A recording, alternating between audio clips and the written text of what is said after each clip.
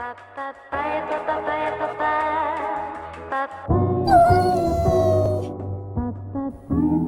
guys! Welcome back to my channel. Today I am so excited to share with you my family's secret recipe for triple tonguing.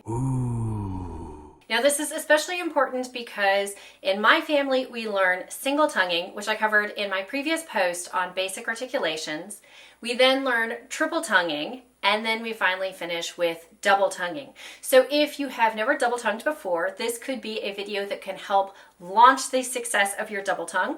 Or if you already have skills of double tonguing, this may be a way to move backwards so that you get an even stronger articulation as well as greater speed. So let's go ahead and dig into the triple tongue, what it is, and how I teach it. For teaching the triple tongue, I like to use a series of 4/16 notes. For these 4/16 notes, I like to use the consonants tu, tu, ku, and tu. Now, I like to make sure that after I use the new ku, which is the triple tongue portion, I finish with a tu.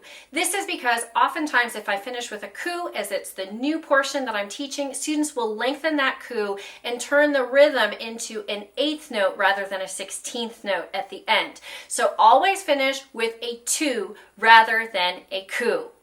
Now, for those of you who might be questioning why I'm using the vowels tu and ku, let's go ahead and dig into that.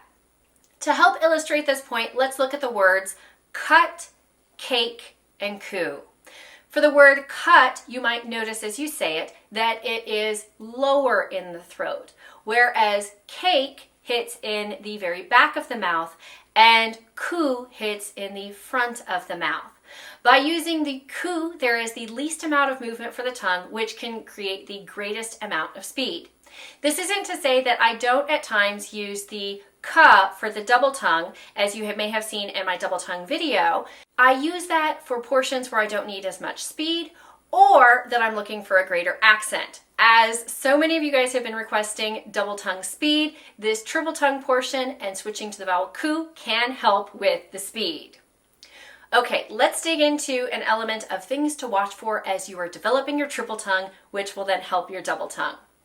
As I'm teaching this, I like to first make sure that the students can say it, because if they can say it, they can play it. So I have them just start by saying tu, tu, ku, tu.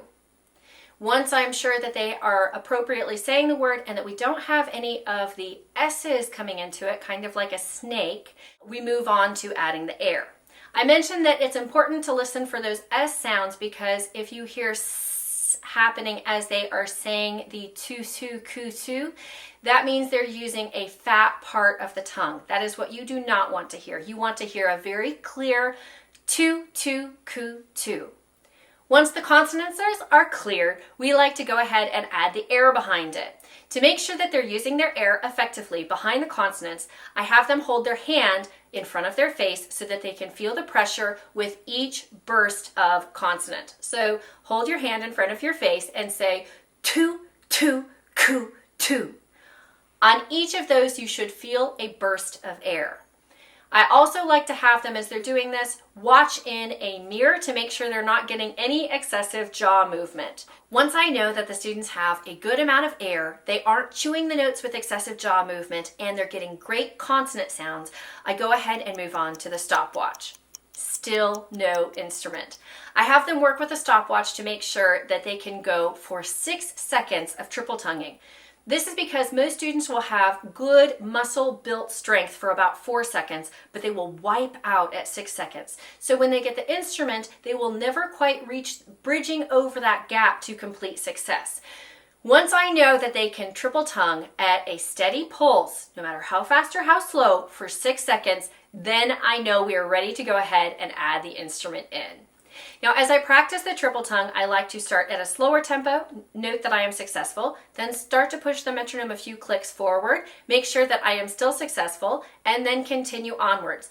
The moment I start to notice a falter in the ability to keep a clean articulation, I go ahead and I move that metronome back a few clicks. Do keep in mind that the tongue is a muscle and it will fatigue. As it fatigues, you might run into problems and realize you need to practice regularly in order to build skills. Once you feel comfortable with the triple tongue, you can go ahead and add in the double tongue. Now this is a huge family secret, but we learned to double tongue in my family by calling all of our imaginary kitties for dinner. As children, we would say, "Here, kitty, kitty, kitty, kitty, kitty, kitty, kitty, kitty." And when we would call all of the little kitties, we would learn our double tongue. That is the exact same movement of the tongue for double tongue as calling kitties. Now note that as I did use the double tongue and I called all of my imaginary kitties, that I used a burst of air behind each of the t-cus. All right, guys, I hope you enjoyed this. If you did and you want to see more videos like this, be sure to give it a thumbs up. If you want to make sure you don't miss any future videos, be sure to click that subscribe button. And if you want to keep up with all of my adventures, there's always Snapchat, Instagram, Facebook, and Twitter. And I will see you guys next time. Bye. Okay, let's dig into the foundations of building good articulations. Most beginners will start the attacks of the notes with a breath attack. So it will sound very similar to pa, pa, pa.